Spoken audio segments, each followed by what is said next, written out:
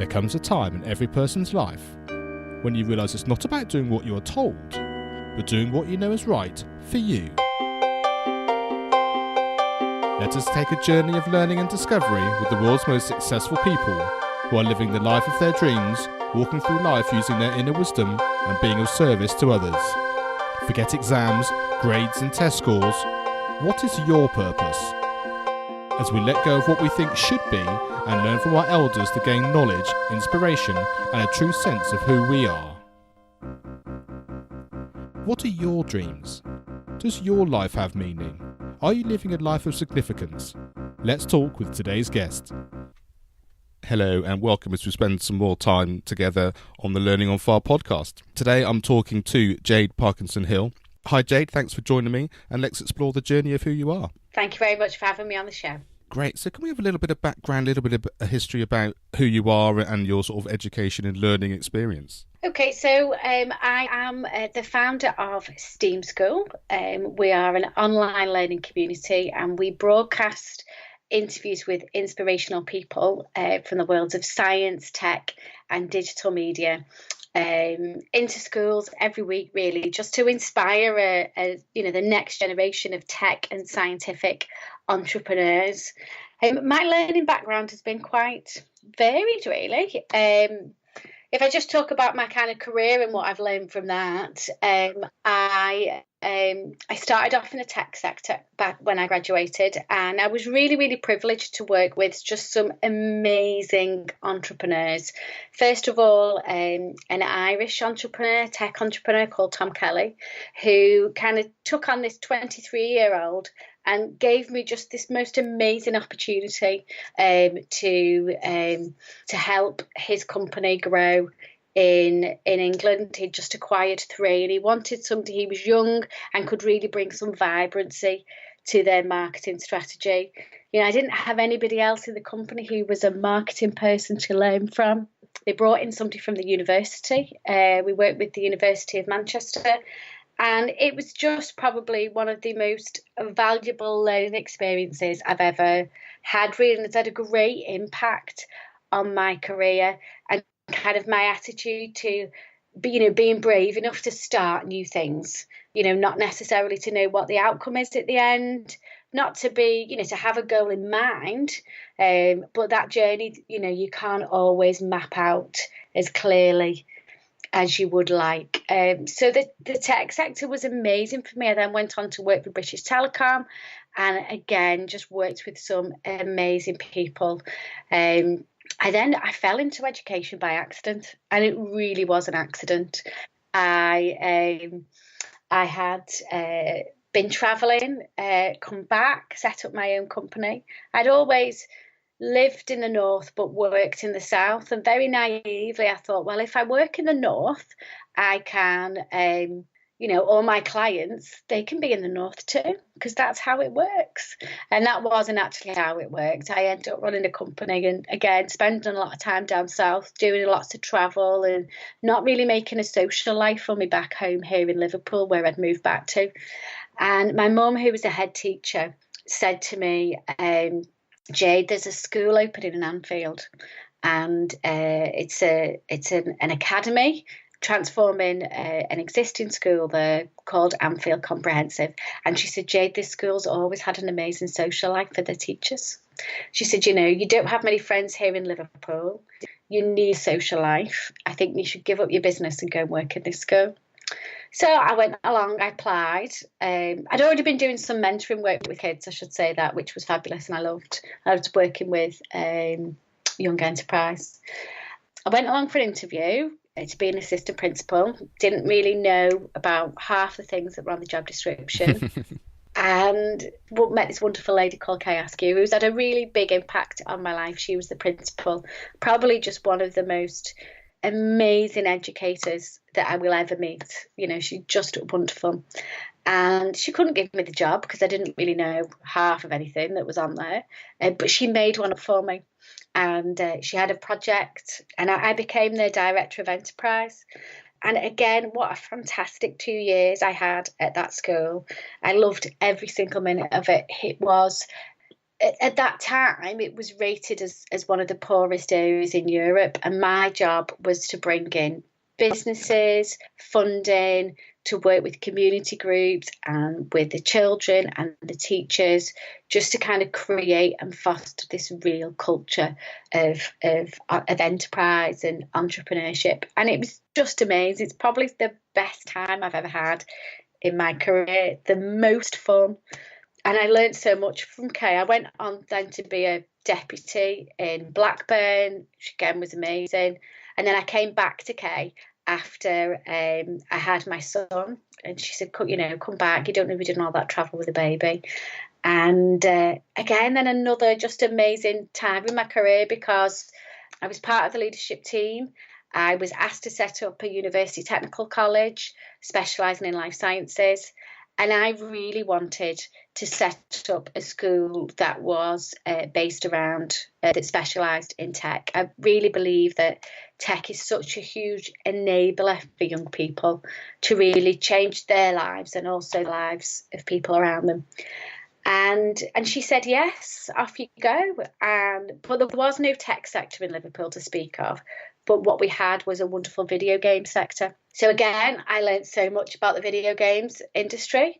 I learned so much from those wonderful entrepreneurs who are so creative, so bright, and really kind of at, the leading edge of innovation. And, a lot of innovations that we see, in different industries, a lot of that has started, in the gaming and the digital creative sector, and then has moved out into different areas like health and education. So that has influenced me massively in terms of where I am today. But Kay also, as a leader, she was very unique. Leadership meetings, weren't always about the business of running a school. That was done in morning briefing. But our leadership meetings were about learning, was about us being a learning community. And, she used to give us books to read. We used to have, very intense discussions. But again, I learned so much from that. I learned so much about what she used to call, how do you get that ready Brett glow on a child? That's the way she was called. How do you fill their inner core? And so that's, those two experiences, that kind of real, a boot camp in learning and teaching for an education from Kay Askew, combined at that time with working with all these wonderful entrepreneurs, have massively influenced where I am today. It sounds that that's really the essence of what STEAM School is. You sort of combine those sort of two areas of your life to create something unique in lots of ways. Yeah, absolutely. I mean, before setting up STEAM School, I'd been involved, in the creation of new schools for 10 years, and it is your life. There is no, teaching is not a job. It is a way of life. And, I'd had a little boy at that time, and Ted just used to follow me around, he used to have to come to I remember hosting a Minecraft event in Anfield on a winter's night in November. There's about 300 kids there, all playing Minecraft, and at the end when we did the prize giving, it was about 7:00, and he's in his Spider-Man pajamas, ready for bed, toddling around my feet, whilst I'm giving the prizes, because he just had to come with me. That was that was our way of life, and he loved it, and he's a wonderful, confident child because of it. He's, I always say he's had the fortune and the misfortune to have to attend every hackathon, codathon, makerfest, whatever. He's had to come with me and be a part of it and learn from that.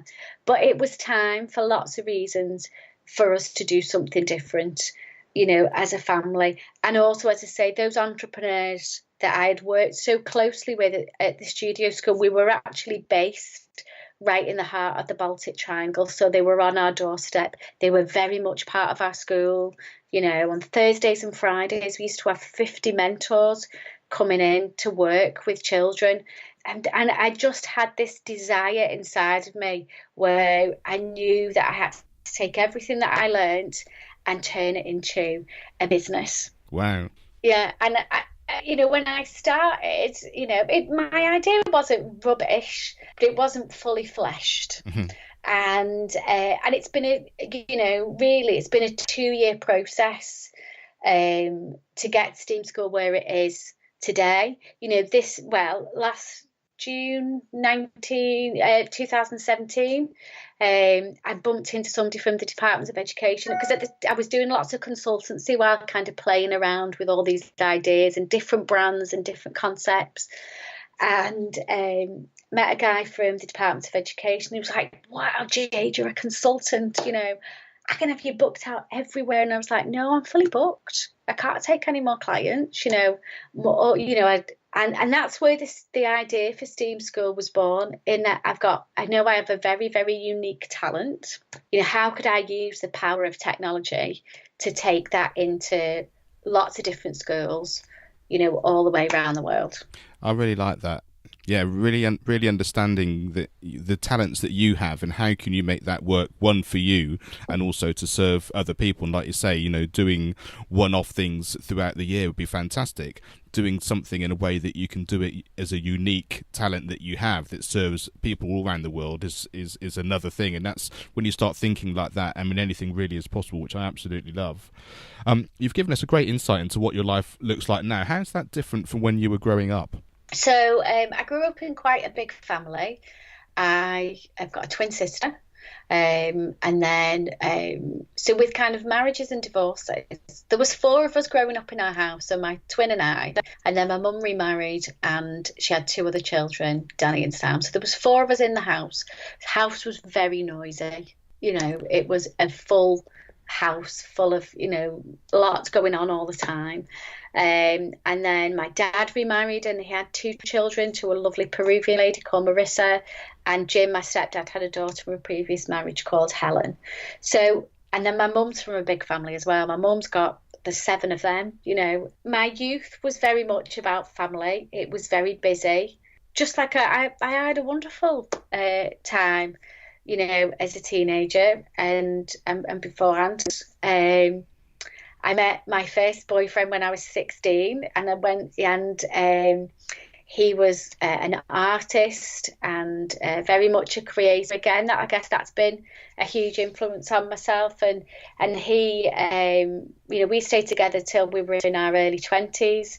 So that was like a wonderful time in my life of kind of, art and music. And so, yes, a very, very full, and vibrant life growing up, really. And I tell you what's really startlingly different. My mum she's still a head teacher, and she's got used to the concept of me being self-employed. She still struggles with it, I have to say, a little bit. But I remember when I was embarking on this journey, she just used to say, "But how are you going to get paid? And what about your pension? And she still struggles with it today. I had a meeting this week with somebody who offered me a wonderful job. I said, "Oh, you can still run your company at the same time." And I could see my mum like, "Oh my God, she's finally going to be rescued. Someone's going to pay her mortgage." And I was like, "Mum, I don't need rescuing. I have a wonderful business. I don't need to take on that job because I have just the most amazing plans for STEAM School and how it will serve schools all across the world. I'm on my own journey, and I've very much created a business that is for me and Ted. He's my 8-year-old, so I'm really pleased. After years of him kind of traveling, coming along, being very much part of whatever school that I was employed at. Now I can pick him up every day from school, and he gets to go to rugby 3 times a week. So I guess that's the beauty of running a technology business, is that you can, and running your own business, is that you're on and off switch is within your power, isn't it, really? It really is, and I can really see what you like about your life in that scenario, because you have the creativity and the impact of being self-employed, like I say, being an entrepreneur, running your business the way you want to do it, but you also then have the freedom to run the life that you want to do, and that can be tricky for people around you. Like you say, family may not come from that kind of background, or they might not understand, but being able to really sort of just say, no, I know what I'm about, this is what I'm trying to do, and this is why I'm trying to do it. I think that's usually the key thing, to be able to really get that across. Yeah, absolutely. My mum's very supportive, I have to say that. She struggles with it, but she is really supportive. And she's been a great help. And my dad doesn't really understand anything that I do. But he just says, "Oh, keep going. It'll all work out all right. Everything works out for the best, Yeah. So it is, a lot of my family have worked in the public sector. So they're used to that kind of security of pensions and sick pay, and so it's just very, very different for them. Yeah, I can understand that. So let's take you back a little bit to your school experience that you touched on a little bit before. What was valuable about your school experience? I went to a very, very traditional Catholic primary and secondary school. The secondary school was called St. Julie's. It was all girls. So in that respect, we were it was a very, very highly motivated school. We were given some great opportunities there. But what was valuable about it? I guess I was instilled whilst at that school with great confidence and belief in myself. I've always been somebody who has set very, very high goals for myself, and in school I was kind of allowed to explore that, really. So I was always given opportunities to lead things, to speak publicly, and to generally just explore that side of my personality. In terms of the greatest learning that I had was when I did my GCSE and A levels, because I was always told that I was a high achiever. I guess I didn't really always put as much effort into revision that I should have done. And because it was this expectation on myself, oh gosh, Jade's going to do really, really well. But it wasn't, and then I didn't really do as well as I thought it was going to do, because I didn't put the work in. But when I went to university, I studied management and marketing of textiles. I had to go through the clearing system. And I remember being told by the admissions tutor that, don't worry, you'll just have to do a course in organic chemistry. And it's only GCSE level, you'll be absolutely fine. And boy, was he telling some whoppers. Because I had to learn about camshafts and the machinery behind working textiles, and it wasn't organic chemistry GCSE level. It was really, really hard stuff. So I had to learn that independence of how to teach myself stuff that somebody hadn't fed to me, really. And actually, if I hadn't been given those subjects that I would have never chosen, I wouldn't have had that gift. I can really see that. And also what's really key there, I think, is the fact that nothing ever goes in a straight line. You do have this kind of, I think my life is going in this direction, but actually it ends up going there. Like you say, whether it's because the subjects don't work out for you, or the grades aren't what you expected, or someone just offers you something you didn't know about that you suddenly like the idea of. It's just, if you can understand that you have an idea of what you want and what you're passionate about, but follow the ebb and flow of what comes, and just have a bit of faith that you'll get where you want to go in the end. I think that's a really key thing to take away. And it sounds like you said, you don't quite know why these lessons are coming, but just embrace them as part of the journey. It's not about pass and fail. It's just about the ebb and flow of the learning experience, which is what we're all on through our entire life, not just through our school experience, I think, personally. Absolutely. And when I was at school, I wanted to be a lawyer. And then I did a law module whilst I was there. I hated every second of it. Hated every second. So I just took so much away from that experience, really, in terms of how to learn, and that just do the work and it all comes through. And when we were in our final year, we kind of formed this study group to really help, and we all did really, really well. Our grades jumped massively because we supported each other. I got a first. So I finally got that kind of I achieved like a big massive goal, but I did the work.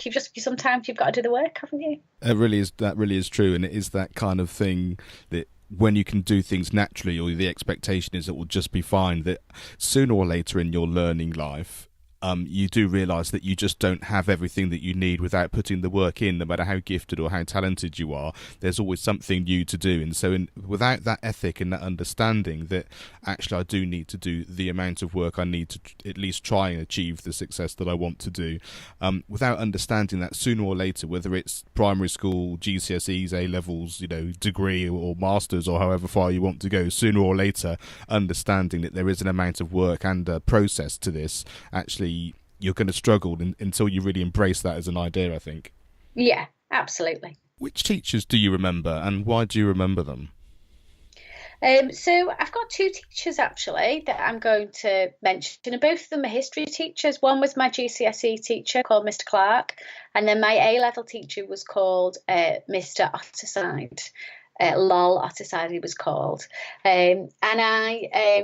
Mr. Clark was just wonderful. I loved history. We did both my GCSE and A-level history was political history.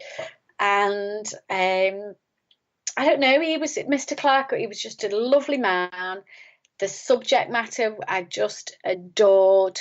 And yeah, I don't know why. I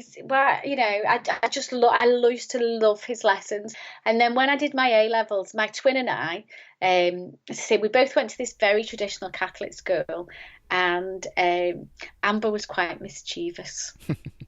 My mum was really worried that they wouldn't let her go back to sixth form. So she said to her, "You can go to college." And I said, well, if she's going to college, I'm going to college, So we both went to college, and lol, because it was that kind of like a community college. He was really outspoken. He was a bit, just a wonderful character, a maverick, who taught us reading. And I guess when you do that, a subject like political history, what they teach you is to look beyond the headlines, and to really look at the bigger picture, So yeah, I loved it. So them two are probably my favourite teachers, but it's much about the subjects as the teachers, but they were great too. Yeah, no, that's really interesting. Who did you admire when you were young? I'm not going to give you an answer that is an academic or somebody who's a politician or somebody who's really worthy. And I would say that I don't necessarily admire this person today. But in my teenage years, I absolutely loved Madonna. Just like idolised her. Such a huge kind. I guess it was, I'm talking about, like in the years when she was with the Blonde Ambition tour, which we went to see with my dad. And oh my gosh, I just watched hours and hours of footage of her dancing and the music videos. And so I would say, like, that's the first answer I came up with. And I think sometimes the first answer is the right one. But when I was a teenager, she was such an iconic character for me. Absolutely, and I think there are so many people in the public world, whether it be music or dance or anything like that you see regularly on television, who are producing something which you can identify with, especially when it's within music and dance. When you can sort of really see what they're trying to do, and excuse me, and they're also trying to, I don't know, they're connecting with you on a level which is very different than when you're in school, or what your teachers or a politician is going to be. And I think you start to identify something within yourself with some of these people, and I can see why especially teenagers, they really admire or certainly sort of attract these sorts of people into their life and their overall sort of social expansion. I think that's absolutely really integral, really, to your sort of overall growing up, and I can really understand why that would be the case. And I guess really now, just having a little think about it and listening to what you've just said, aside from the controversy that she created, she was a real innovator at that time. There was nobody like her before. And, and there are lots of musicians who, I guess Lady Gaga and Beyonce and whatever, who have followed her. But, she really broke the mould, so So yes, she was amazing at that time. Yeah, sounds good. And you can then see the parallels in terms of you wanting to create your life these sort of years later about, yes, I want my life to look like this, and I'm going to create something that fits with me and my family, and I can do it slightly differently. And then you can sort of, in hindsight, looking back, you can just start to sort of pick out those sort of, sort of something deeper than just the immediate impact of someone, and that identifies you in a way that's quite hard to put your finger on at the time, but with experience, I guess they're easier to see, aren't they? Yeah, absolutely. What was the best piece of advice that you've ever been given, and who gave it to you? Possibly one of the most memorable things that I have listened to, read, watched in the past year or so is I watched an interview with Oprah Winfrey and J.K. Rowling. And the reason why I'm telling you this is that there is something I've adopted from this interview as a little bit of a mantra. It was about J.K. Rowling's story, which is very, very famous, about how, she was, kind of really, really poor, but had this belief in an idea of Harry Potter, and how, she's the ultimate Cinderella story, isn't she? She really is, one of the richest women in the world. But I loved that interview for lots of different reasons. One, because of she was, obviously a very, like a spiritual person, and, believes in herself and doing good in the world, which I absolutely love. Two, she just talked about this thing where she said, I knew there was something inside of me that I knew Harry Potter, was going to be, so successful, and she said, and I felt it like no other idea that I'd ever had before. And I kind of feel that way about STEAM School. And then she talked about the Harry Potter books, and the last line of the last Harry Potter book is "All is well." And I just thought that was wonderful. And I think as entrepreneurs, and even educators as well, we're all on a journey, and educated. We're recording this in August, and I bet there's loads of teachers out there now who are really, really worried about reliving the GCSE results day, as they have to do it for their students and A-level students every year, and that stress and that worry, that builds up as those days approach. And as entrepreneurs, we can have good days and bad days. That stress and anxiety is always there, but actually everything is going to be okay. I think that's great. I really do. And I've changed I always start off my emails with, hope this email finds you well. And I just say, hope all is well. Yeah, that's lovely. I think it's a really great sentiment. And I really love the fact that it's the sentiment which is connected with you, rather than just the advice or somebody that's actually given it to you directly, and I think that's the power of the internet these days. It's the power of TV. It's the power of people like you say, like J.K. Rowling and Oprah Winfrey, because it feels like they're talking to you, and that's because they're talking to the essence of who you are. So it doesn't matter whether there are another billion people watching as well, understanding that it's that connection that you have the ability to do with so many people, that you can have such an impact in such a big way. What advice would you give to your younger self? So, I wrote something on LinkedIn the other day, and a post, and I'm going to repeat it back, because I think sometimes as young people, young people can get so caught up in what their future looks like and who am I going to be, and oh my gosh, I've got to get the most amazing exam results, and I've got to do this for my CV and that for my CV. And really, I think we all just need to chill out a little bit, really. That's my first thing to say. But I think the most important thing for young people is just to be themselves, to kind of really explore who they are, really, and what drives them and what passions they have, to be curious, to have adventures, and to create things and do stuff. And if it's really easy, isn't it, to spend your whole day on Xbox, or watch Netflix. But actually go out and create stuff, have a hobby. If Pokemon is your thing, then, what can you do creatively with Pokemon? Where can Pokemon take you in the world? What type of Pokemon adventures can you have? Because all those experiences and the skills that you learn and the stuff that you create, that's what future employees want to know about you. And that's one of the things that I've learned from STEAM School this year, having interviewed lots of tech companies, is they're really driven. They're really looking for young people to see, what drives you, what are your values, and what type of things have you been involved with, what have you created. So it's that self-expression really, isn't it? That I think just, don't worry about what your future looks like. Just be who you are today, do awesome stuff, and everything will follow. I think that's great advice, and I think finding your passion, finding what you're really into, and exploring it in whichever way it comes, just as you do as a young child. You just do what you want to do next, because that's inherently what you do when you're learning and when you're growing up. Yeah. And to be able to do that, and just see that all the other things are tools. Whether it's exams, whether it's a course, whether it's having to do X, Y, or Z, they're tools to support you to do that. Because you'll find when you're just doing something you're passionate about, and you won't know how to do it necessarily, but you then look around for the tools and resources that you know about, or the people that can help you, and then it just becomes very exciting. And as you say, anything is then possible, and then just follow the journey as it unfolds in front of you. Yeah, absolutely. So having said not to look too much into your future, what does your future look like? So hopefully STEAM School has got a very bright future ahead of us, and is a key part of our lives. I launched STEAM School in a very kind of small and humble way in January.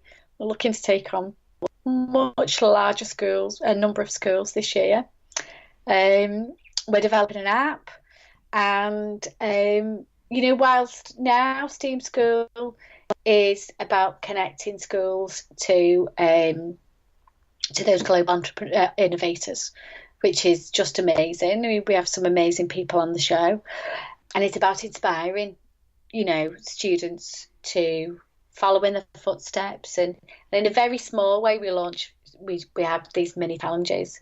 But what I'd like in the future for STEAM School is just to work on a much more deeper level with young people, for us just to connect those pioneering schools and pioneering students who really want to use tech for good. And for them to start on that journey themselves, really, what can they do, in their schools, at home, in their communities, to really start to work with technology at a young age, to, do awesome stuff and be a force for good, really. That's what I'd love STEAM. That's the impact I'd like for STEAM School to have, in the future. And that sounds very inspiring. And I think having that overall feeling of that goal, which isn't it needs to be this number of schools in this kind of way, it just is that overall global feeling of what you want it to look like. And then I just think it will happen naturally, because like I say, you then meet the right people get on board, and it just grows in an organic way that enables you to do exactly what you've described. And I think you'll have a very successful business from that point of view from here on in, which sounds absolutely fantastic. What podcast, book, video, film, song, or resource has had the biggest impact on your life, and why is that? So I'll do a podcast, and then I'll do a book. When I started off on this journey of leaving education and becoming an entrepreneur, in fact, I think it's probably still one of the highest rated podcasts. I clicked on Pat Flynn, the Smart Passive Income podcast. I remember where I was listening to it. I was in the woods walking my dog, and this guy comes on, and I was like, oh my God, he sounds like, a college graduate. And,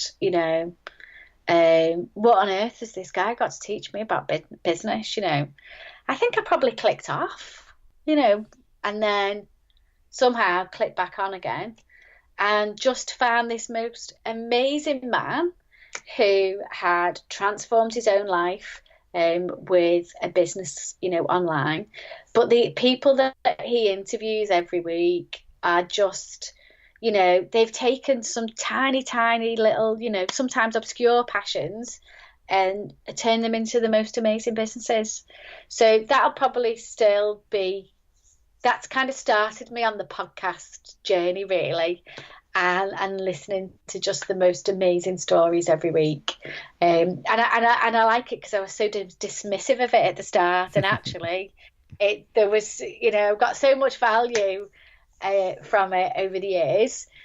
So yes, I love that podcast. I'll also mention a second one as well. I love Recode Decode, hosted by Kara Swisher. She interviews lots of kind of silicon tech giants and American politicians, and I just love it. I love that one. That's great. And then I guess a book that I think everybody should read, regardless of whether you are an entrepreneur or not, is a book called The Big Leap by Gay Hendricks. And there's so much value in that book. But one of my key takeaways was about what is your zone of genius.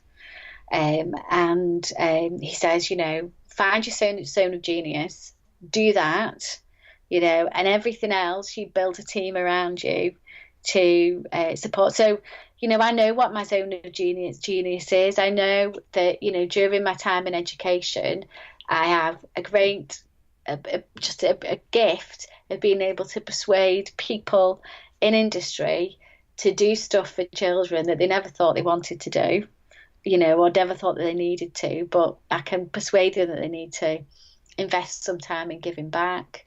It's not always, like, you don't need a huge persuasive skill. So there are lots of people out there that want to help, but that is my gift.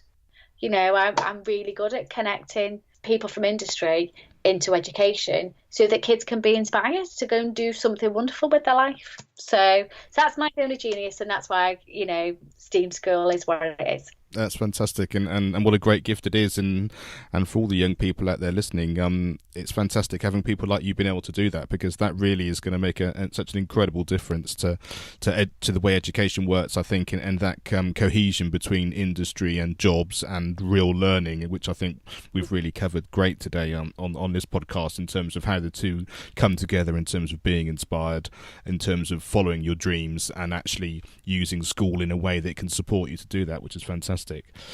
So we've talked a bit about STEAM School and all that, but what is the best way of people to find out more about you? So if you head over to our website, which is steam-school.com, you can find all our links to Twitter and Facebook and LinkedIn on there. Or come and find me on LinkedIn. I love LinkedIn. It's where I hang out quite a bit. So you can find me at linkedin.com/Jade Parkinson-Hill. Come and say hello. That would be awesome. Fantastic. Thank you, Jade. It's been a really inspiring conversation today. I've really, really enjoyed it, and thank you for sharing your wisdom and allowing us to learn from your experiences. You're welcome. Thank you very much for inviting me to be on the show. Thanks for listening to the Learning on Fire podcast. For more information, please visit educationonfire.com and follow the links from the homepage.